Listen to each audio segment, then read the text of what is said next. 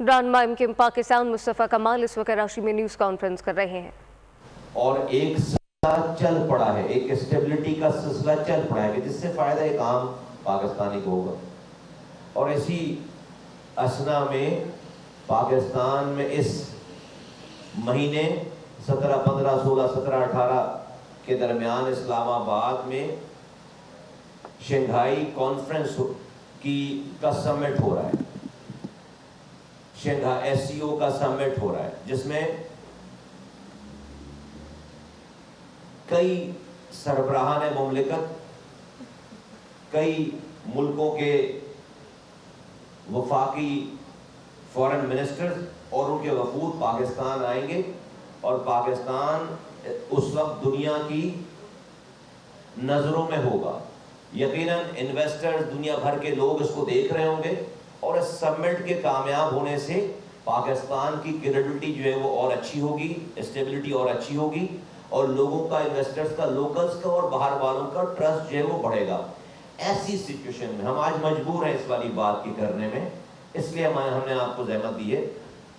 ایسی صورت میں، اس سچویشن میں PTI کی آفیشل جو اناؤنسمنٹ ہے کہ 15 تاریخ کو وہ ڈی چوک اسلام آباد میں پورے پاکستان کے کارکنوں کو انہوں نے بلایا ہے کہ وہ یہاں پر اپنا احتجاج کریں گے. 15 تاریخ کو، جب آج سے کل، گزرے ہوئے کل سے اسلام آباد کا یہ جو ریڈ زون ایریا ہے وہ فوج کے حوالے کر دیا گیا ہے، لا انفورسمنٹ ایجنسیز کے حوالے کر دیا گیا ہے. تمام بلڈنگز کا کنٹرول، کیونکہ پاکستان کے چیلنجز سب کو پتہ ہے. ہمارا دشمن جو ہمارے باہر کا دشمن ہے وہ پاکستان میں اسٹیبلٹی نہیں آنے دینا چاہتا. تو یہ جب سربراہان مملکت اور یہ وفود جب آئیں گے تو ان کی سیکیورٹی ہے اور تمام، تو ابھی سے ہی 12 تاریخ سے، کل سے، گزرے ہوئے کل سے تمام اس ریڈ زون کو سیکیورٹی زون قرار دے کر فوج نے اس کو ٹیک اوور کر لیا. اس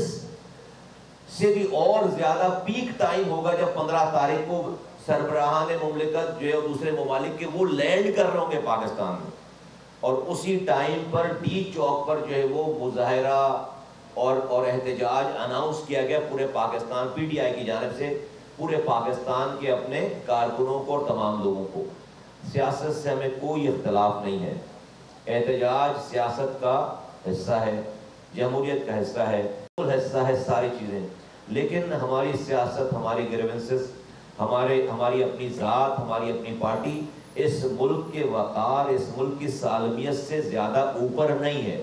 یہ ملک ہے تو ہماری سیاست ہے، یہ ملک ہے تو ہماری جمہوریت ہے، یہ ملک اور اس کے ادارے ہیں تو ہم اور آپ یہاں پر چین اور سکون سے سانس لے رہے ہیں. ہم نے دنیا کی مثالیں دیکھی ہیں اپنے قریب کے ملکوں کی، اور قریب کے سالوں میں ہم نے دیکھا ہے کہ کسی ملک کے ریاستی ادارے فوج کو ختم اگر کر دیا جائے تو وہ لیبیا بن جاتا ہے، وہ شام بن جاتا ہے، وہ عراق بن جاتا ہے، وہ اس طرح کے ملک بن جاتے ہیں جہاں پر پھر جتھے بنتے ہیں، جہاں پر پھر جس کے پاس ہتھیار ہوتا ہے اور وہاں پر پھر لاکھوں لوگ، ملینز میں لوگ جو ہے وہ سلوٹرز ہوتے ہیں کیونکہ وہاں پر کوئی آرگنائز فوج نہیں ہوتی. تو پچھلے 3 سالوں سے تقریباً جب سے عمران خان صاحب کی حکومت گئی ہے، جب سے انہوں نے پاکستان کے اس ریاستی ادارے کو ڈائریکٹ ہٹ کرنا شروع کیا ہے، ان کو ٹارنش کرنے کی کوشش کی گئی ہے. 9 مئی کا واقعہ ہوا، سب کو پتہ ہے ساری چیزیں.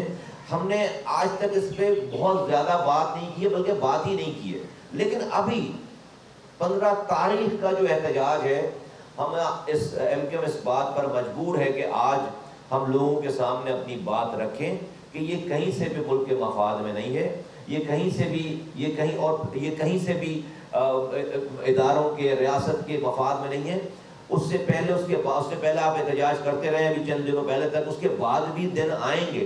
لیکن اس دن تو اس بات پہ جو الزام لگتا ہے آپ کے اوپر، PTI کے اوپر، کہ یہ انٹائی اسٹیٹ پالیسیز اور اپنا عمل کر رہی ہے، ان کے اس احتجاج کی کال سے اس بات کو اور تقویت پہنچتی ہے.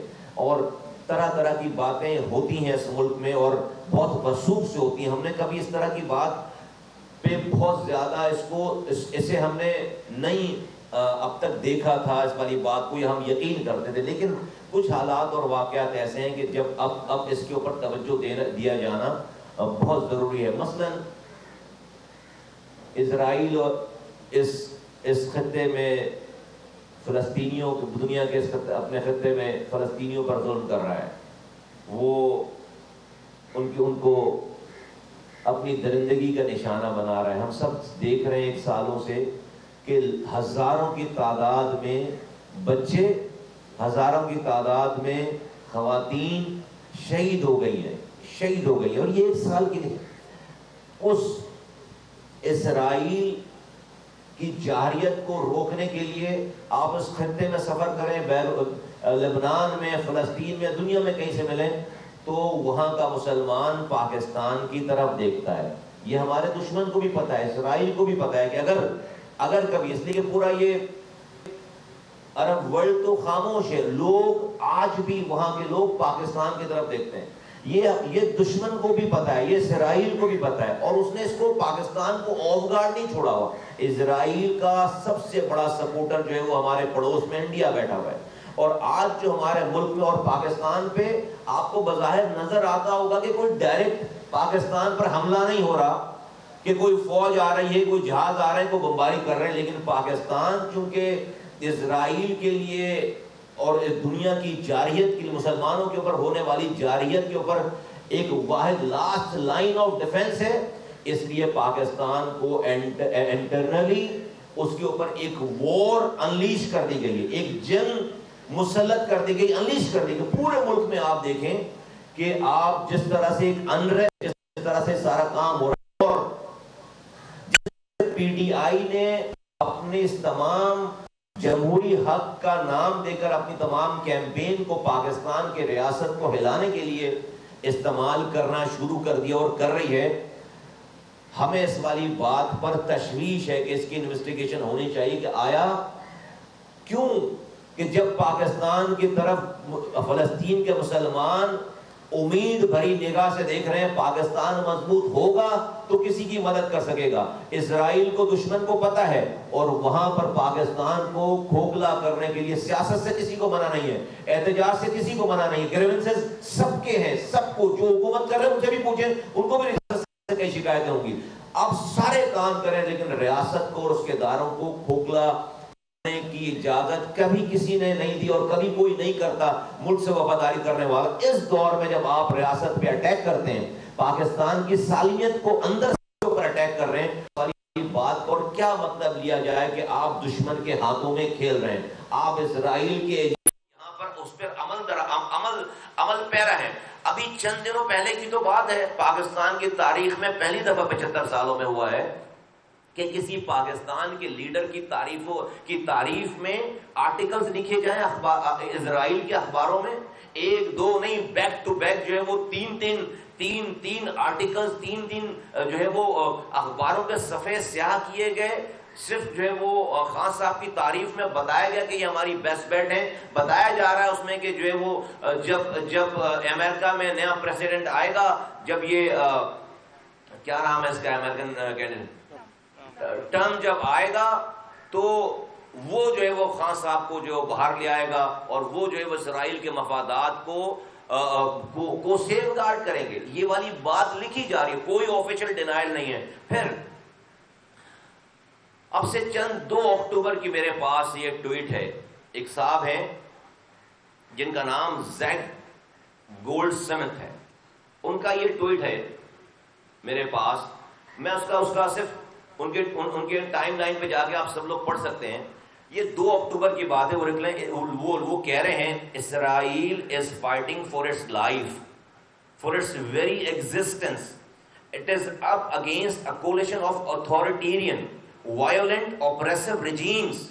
Israel is the only light in the darkest corner of earth. For all our sake, Israel must win. یہ کون ہے جو اسرائیل کو اس دنیا میں لائٹ اور ان کو روشنی کی کرن کہہ رہے ہیں, اور کہہ رہے ہیں کہ اسرائیل کو مسٹ ون کرنا چاہیے. کہ مسٹ ون کرنے کا مطلب ہے کہ وہ ایک ایک فلسطینیوں کو, ایک ایک مسلمان کو مار دے, جب ہی جیتے گا نا. وہ تمام بیروت کو، لبنان کو تباہ برباد کر دے، ایک انسان مار دے جب جیتے گا. کون صاحب ہیں یہ زیک گولڈ سمتھ؟ یہ وہ صاحب ہیں جن کی کیمپین چلانے کے لیے، میئر کے الیکشن کی کیمپین چلانے کے لیے عمران خان صاحب یہاں سے گئے تھے لندن. یہ لندن کے میئر کے کینڈیڈیٹ تھے اور خان صاحب نے ان کی کیمپین کو رن کیا تھا اگینسٹ ایک مسلمان کے، اگینسٹ ایک مسلمان جو کہ آج بھی میئر ہے وہاں کا لندن کا، اس کے اگینسٹ یہ. اور یہ کون صاحب ہیں؟ یہ عمران خان صاحب کے بچوں کے ماموں ہیں. یہ عمران خان صاحب کے بچوں کے ماموں ہیں. ان کے بچے عمران خان صاحب کے پی ٹی آئی کے بانی کے بچے انہی کے گھر میں رہ رہے ہیں.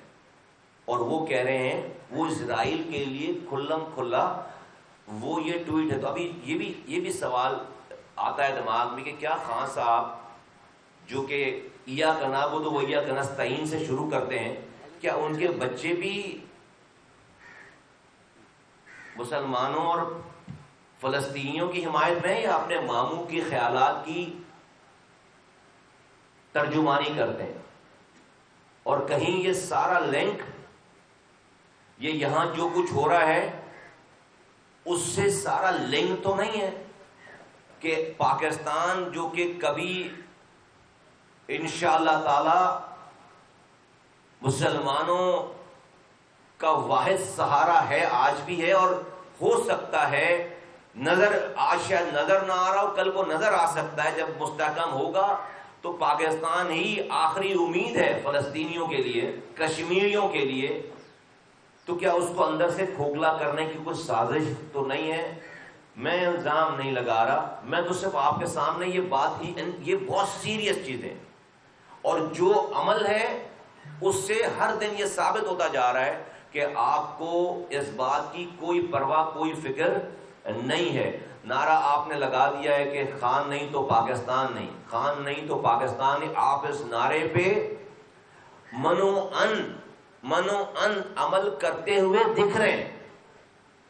ہمیں اس لیے سمجھ آتی ہے بات تھوڑی سی زیادہ کہ ہم اس سارے ٹرموائل سے گزر چکے ہیں، ہماری ایک ایوولوشن ہوئی ہے. ہمارے یہاں بھی نعرہ لگایا جاتا تھا کہ بھائی قائد کے فرمان پر جان بھی قربان ہے، اور ہم نہیں، ہمارے بعد کا نعرہ لگتا تھا. پھر اس کے بعد یہ نعرہ لگتا تھا کہ بھائی ہمیں منزل نہیں رہنما چاہیے. ابے کتنے پاگل تھے بھائی، منزل نہیں رہنما چاہیے. اور یہ ہمارے الٹاپ، یہ جو ہمارے یہاں فلاسفر تھے نا بہت سارے، جن کا کام ہی جو ہے وہ بھائی کو جو ہے وہ اسی طرح کے نعروں میں خوش رکھنا تھا. کام وہ کچھ نہیں کرتے تھے، وہ آج بھی کچھ نہیں کرتے. ان کا کام ہی اس طرح کے نعرے دے کر بھائی کی جو ہے نا خوش نہیں، اور بھائی بھی خوش رہتا تھا ہمارا کہ منزل نہیں رہنما چاہیے. ابے تو پاگل ہیں لوگ، مرتے جا رہے ہیں، منزل ہی نہیں چاہیے سالے. تو رہنما تو جو ہے وہ بھائی انسان، رہنما تو چند دنوں میں بھائی اگر زندہ بھی رہے کب تک رہے گا رہنما؟ فارغ ہو جائے گا. تو ایسے نعرے الٹاپ قسم کے نعرے دے کر جو ہے وہ بیوقوف بنا کر ہم بھی لگے ہوئے تھے پاگلوں کی طرح کہ منزل نہیں رہنما چاہیے. ابے منزل چاہیے بھائی، جانے دے رہے ہیں. آج دیکھو نا کوٹا سسٹم ہے، وہ کوٹا سسٹم پہ بھی کوٹا نہیں مل رہا، جو ہے وہ پینے کا پانی نہیں مل رہا. وہ منزل رہنما کو چاٹنا ہے ہم نے، منزل نہیں ملے گی تو سارے. ابھی بھی جو ہے وہ وہی یہ دوسری مجھے کاپی لگتی ہے پوری ادھر بھی نا، پوری ادھر. اور ہمارے یہاں مزے کی بات ہے تو ہمیں بغاوت کرنی پڑ گئی، پھر ہمیں بغاوت کرنی پڑ گئی. آج بھی ہمارے یہاں جو ہے وہ آج بھی اس طرح کے افلاطونوں کا بھی جو ہے وہ ابھی خاتمہ ہوا نہیں ہے موجود. تو وہ تو چلتی نہیں ہے ان کی، وہ ہم نے رہنمائی فارغ کر دیا. تو اب ہم منزل کی بات کرتے ہیں. تو پھر آپ کو یہ پھر کرنا پڑ جاتا ہے، پھر بغاوتیں کرنی پڑ جاتی ہیں. تو ہم نے بغاوت کی ہے. تو مجھے تو یہ سب سارا منظر دیکھ کے وہ اپنا سین یاد آتا ہے. ہم بھی کہتے تھے منزل نہیں رہنما چاہیے، ہم نہیں، ہمارے رہنما انکم پاکستان مصطفیٰ کمال کی نیوز کانفرنس جاری ہے. ساتھ ساتھ دوسری جانب منم ظفر کا تقریب سے خطاب جاری ہے. سبسکرائب کریں اور بیل دبائیں تاکہ کوئی خبر رہ نہ جائے.